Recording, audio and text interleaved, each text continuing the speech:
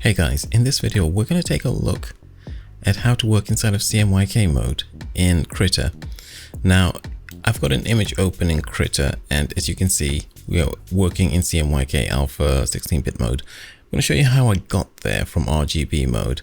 Now Krita can open up a huge number of files, huge number of file formats, and it's useful if you want to work inside of open space, open source, and work within CMYK.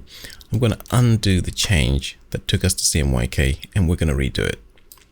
Image, convert image color space, and to get into CMYK we choose model CMYK.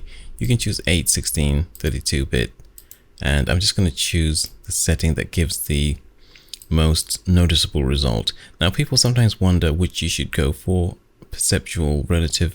Generally speaking, these two are the best options. Sometimes these ones will give the better result, but mainly perceptual, relative, colorimetric.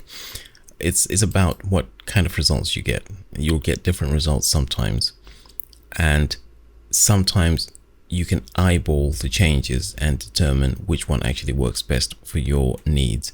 Now inside of Photoshop we have got the ability to click on each of the settings and actually see them changing in real time, but we can't do that inside of the software. So we're going to hit OK, and it will take a couple of seconds to change. There you are, and we can see down here we've got CMYK.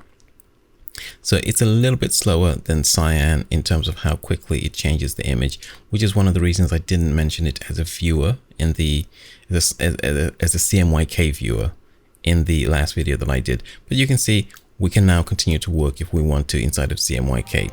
Now I hope that is actually of use to some of you guys out there. If it is, hit the like button, and I will see you guys in the next video.